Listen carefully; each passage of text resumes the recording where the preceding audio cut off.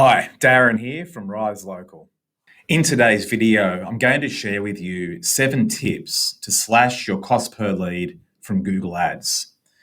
Now, Google last year generated over $160 billion in revenue. That's 160 billion with a B, US dollars in revenue. And how much of that 160 billion was yours? Now, don't get me wrong, Google's a great source of leads for trade businesses in Australia, but you don't want to hand any more money over to Google than you absolutely have to. So the metric to pay closest attention to is cost per lead. And cost per lead is simply the amount of money that you spent on Google Ads divided by the number of leads that those Google Ads have generated for your business. The higher your cost per lead, the worse you're doing. The lower your cost per lead, the better your Google advertising is performing. And I'm going to share today 7 tips to slash that cost per lead, to put more money in your pocket and hopefully quite a bit less in Google's. The 7 tips are to crush click fraud, explode your conversion rate, discount your bid, boost your quality score, terminate wasted spend, cull the underperformers, and finally, off-peak bidding. I'll step through each of those now. Okay, first up is click fraud. Click fraud is when someone clicks on one of your Google ads who has no intention of buying. Now, it could be a competitor deliberately clicking on your ads, trying to force you out of the ad auctions and force your ads off the Google page. It could be your competitor's agency just checking out your site and what you offer. Or it could just be other people who, for whatever reason, are doing a search of your services in your area, but actually have no intention of buying. Now, click fraud in Australia can be a big problem. And click fraud in particular verticals like plumbing, electrical, air conditioning repair, locksmiths, it can be a really major problem and cost advertisers a lot of money. Now, Google is pretty good at picking up low-level click fraud on their own. You can actually see that in the Google AdWords interface. So if you go into your Google AdWords account, you can pull up your campaign view, and here's a screenshot of it here. There is a metric you can get to show in your reports called invalid clicks. And you can see here, this is a real campaign, an account we took over a year ago now. And this is what their invalid clicks look like when we took over the campaign. Now, invalid clicks are Google's speak for click fraud. But this is click fraud that Google's actually picked up. They then don't charge you, the advertiser, for those clicks. And the invalid click rate is the percentage of total clicks that Google has deemed to be spam. And just have a look at some of the numbers here. You can see for this particular campaign, I've blocked out the name, but for this campaign, 1,800, almost 1,900 invalid clicks, which was 94% of all the clicks on those particular ads. For this campaign, there was a 75% invalid click rate, 29% here, 80% here. I mean, these are particularly high numbers, and I chose this example to give you an extreme example of what click fraud can look like as picked up by Google. But when there's this much obvious click fraud coming through that Google can pick up, how much more sophisticated click fraud is coming through that Google can't pick up and you still end up being charged for. So here's another screenshot. This comes from our click fraud monitoring software. So if you're in one of these verticals, one of these industries that has a real problem with click fraud, getting monitoring software across your AdWords accounts is critical. I mean, you're going to be wasting money. You're going to be losing money if you don't have third-party software monitoring your campaigns. This is just one example of what this sort of software does. It's a real-life example from one of our accounts. What the software does that Google won't necessarily do is track clicks from a unique device. So not just from an IP address, a computer IP address, but from a unique device. So you can see in this example here, every device, mobile phones, laptops, desktop computers, whatever it might be, all have a unique device number. And this particular device, in a 1 month period, clicked on Google Ads for this advertiser 10 times, 11 times, but did it from 11 different IP addresses. So that suggests sophisticated click fraud. They're using their phone or their laptop. They're making sure they change their IP address every time they click on this advertiser's ad to try and fool Google, but they're doing it from the same device. So the software will pick that up and block all the IP addresses this device uses and any future IP address they might try to use. So that just gives you an idea of the sort of lengths that people will go to try and click out their competitors' ads. Okay, tip number 2, explode your conversion rate. So the conversion rate I'm talking about here is the percentage of visitors to your website that turn into a call. So cost per lead, when we talk about cost per lead from Google, we're not talking about the cost of someone visiting your site. We're talking about the cost of someone actually picking up the phone and booking in a job, or filling in your online inquiry form and booking in a job. So the higher your conversion rate on your website, the more leads you're getting from all the visitors to your website, the lower your cost per lead is going to be. And this is the big lever. We call it here the big lever. Any gains we can get in conversion rate have a massive effect on all of your digital marketing. And we aim for conversion rates, in some cases for our clients, we aim to double them. And if we can double a conversion rate, we can halve the cost per lead from Google Ads. And what I'm going to do today is just give you our 3 top tips for improving conversion rate on your website. Okay, the first is Faces Connect. So this is a real plumbing business on the central coast of New South Wales. They service Newcastle as well. And the owner's face is on the top of every single page on the website. And we've tested this across many different businesses and many different websites. By putting the face of the owner, or at least someone from the business, on every single page and being very visible on every single page, we see the conversion rate go up. This happens every single time. And we're not talking about moving conversion rate at a couple of percentage points. We're talking big improvements in conversion rate, 50%, 100% improvements. So real photography of real people, preferably the owner of the business, plastered all over your site, will improve your conversion rate and cut your cost per lead. The second tip, confusion kills sales. When someone lands on your website, we want them to do just one thing. We want them to book a job. But we have this tendency to plaster our websites with all sorts of calls to action. And a call to action is an attempt to tell the user what you want them to do next. So an example might be sign up for our newsletter and call now and book now. I'll move my face here so you can see that. And find us on Facebook or follow us on Instagram or read our blog or chat with us live. You get the idea. All of these multiple calls to action creates confusion. The user doesn't know what they're supposed to do next. They're being bombarded with all these requests for what they're supposed to do. So what we want to do is cull it down to just one call to action, or at the most 2. So here's an example. This is the real call to action button from a plumbing business in New South Wales. Need a plumber? Call Curran and the phone number. And the one simple call to action keeps the process very, very simple, makes it very clear to the user what they're supposed to do next, and most importantly, increases conversion rate and reduces your cost per lead. All right, third tip around conversion rate is build confidence. So someone's got a plumbing problem, an electrical problem, a pest control problem, whatever it might be. They're going to be inviting you into their home or your staff into their home. And before they'll do that, they need confidence in your business and the people you're going to send out to service them. So what are the things you can do on your website to build confidence?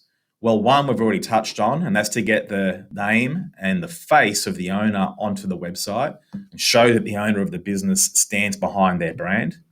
And the second is to get customer testimonials onto the site. And this is some examples here. Real customer testimonials with people's names attached to them and the date. The date's really important. If someone's on a website on the 7th of January and they see testimonials from the 6th of January, that has a hugely positive effect on that user's mindset.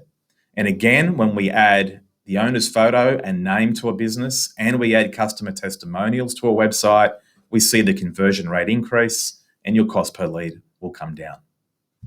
Okay, third tip for slashing your cost per lead from Google Ads.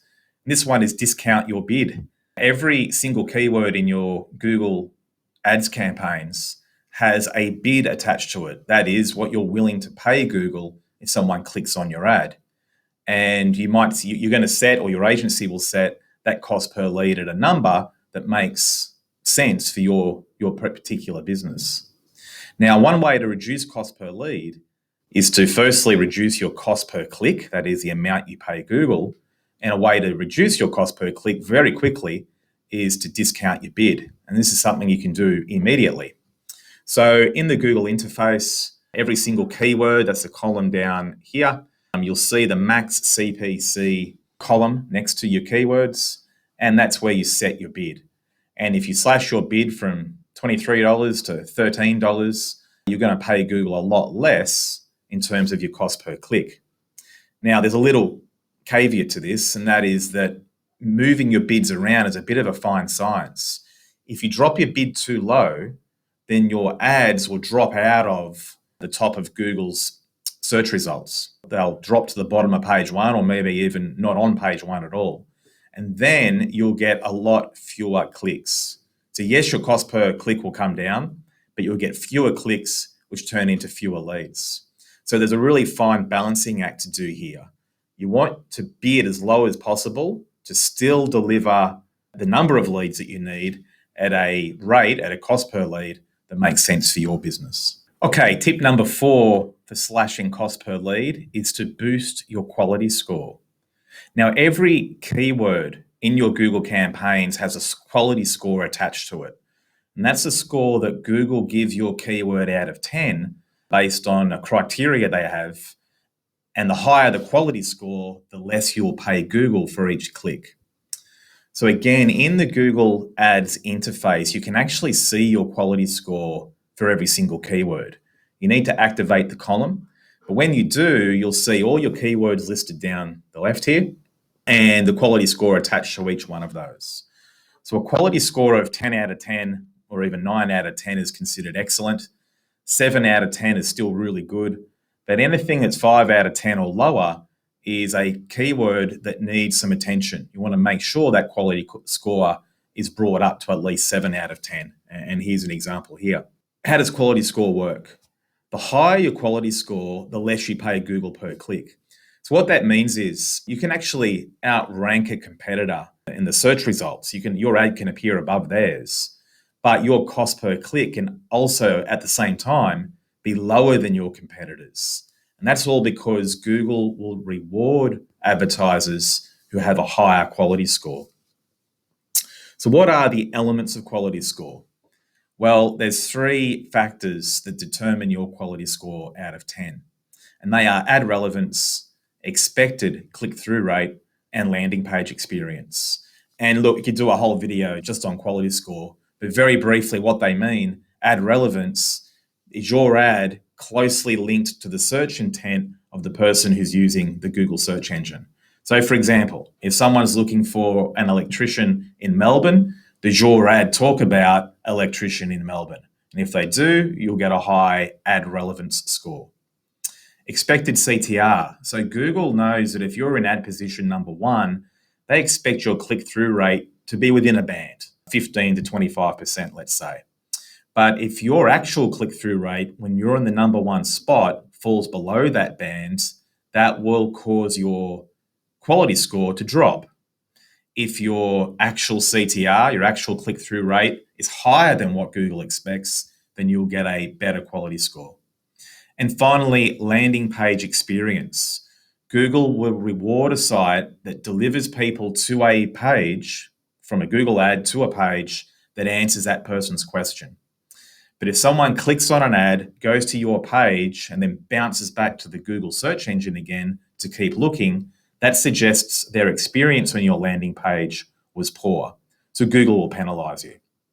So bottom line, make sure your ad relevance, your click-through rate, and your landing page experience are all above average, and that will produce a higher quality score which means you pay Google less money and you slash your cost per lead. Tip number 5, terminate wasted spend.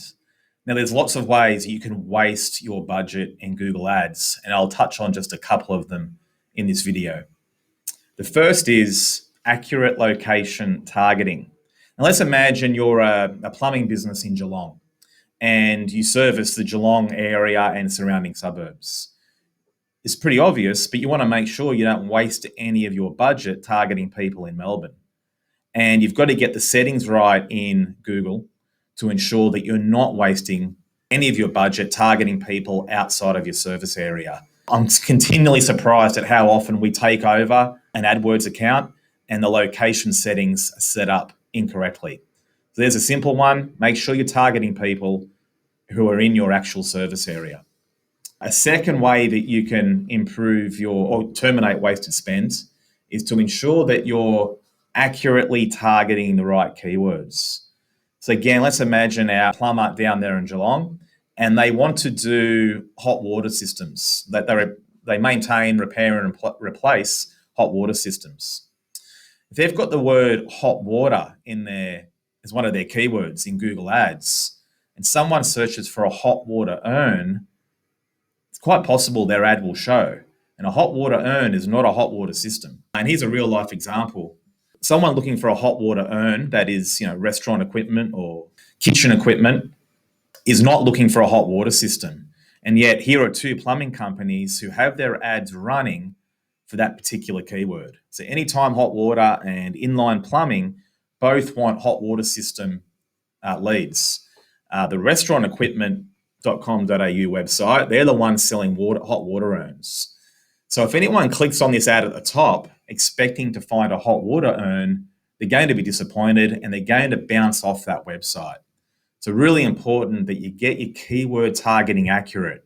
You don't want your ads ever showing for the wrong search queries. Tip number 6, cull the underperformers. Now, this is a relatively easy way to boost your cost per lead, and one that should be really being done every single month when your campaigns are reviewed. Underperformers, I'm going to use the example of an underperforming keyword here, but it could be an underperforming keyword, an underperforming ad group, an underperforming campaign. Principle remains the same. So what we want to identify are losers in your campaigns, and in this case, a losing keyword. So I've taken about 6 months worth of data here, or maybe it's 3 months, and pulled the key metrics that we need to look at. And the metrics we're most interested in here are the ones on the end. The cost per conversion, as reported by Google Ads, and the conversion rate. Now in this top line, $66.60 and 25.5% conversion rate, they're the averages for this entire account. So they're getting their leads at $66 a lead, and their conversion rate's running at just under 26%. But here's a keyword that has spent $563 for only one conversion, and it's got a conversion rate of under 5%. Compared with the rest of the account, it's a clear loser. It's not performing anywhere near the standard that's required. So either that keyword is big changes are made to the ad creative, the landing page, negative keywords are added to make sure that there's no wasted spend in there to improve its performance, or it's been given a good chance to try and prove itself and it's just not winning. So in this particular case, we paused that keyword. We did everything we could to try and get performance out of it, and it didn't work. And across campaigns and ad groups and even across time, you're going to find some keywords, some ad groups are just underperform, and it's not worth chasing and throwing money at them. So pause the losers. Tip number 7, retreat to off-peak bidding. Now, no matter what industry you're in, there's going to be certain times of the week, maybe certain times of the month or certain times of the year when your industry is super busy. So for hot water installers, it tends to be the first sign of cold weather coming into winter. For removalists, it tends to be spring when people are starting to move in greater numbers. And for pest control, again, spring, summer, when all the bugs come out to play. So As competition goes up, as advertisers are competing with each other more and more for the market, the way that Google's set up, and the reason they're a $160 billion business, is that more competition forces up the prices, forces up everybody's cost per click. So what you'll find in some industries is that when it's peak time, when everybody's competing and trying to go for the market, you're going to see costs really accelerate. And here's some analysis we do for our clients. So what this shows us is over a 6-month period, we take all the data, all the cost per conversion, the cost per lead over a 6-month period, we split it up into the hours of the day and the days of the week to try and identify those times when cost per lead consistently blows out. And for this particular client, we can see Monday mornings at this end and Friday mornings up at this end are when cost per lead blow out to over $200 per lead, which is way, way higher than the rest of the week.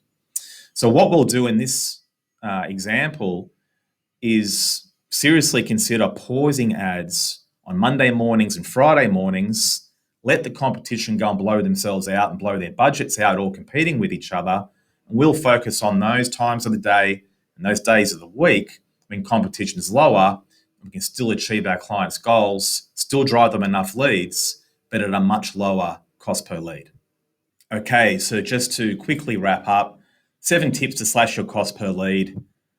Focus on click fraud, conversion rate, discounting your bid, improving your quality score, terminating wasted spend, culling the underperformers, and off-peak bidding.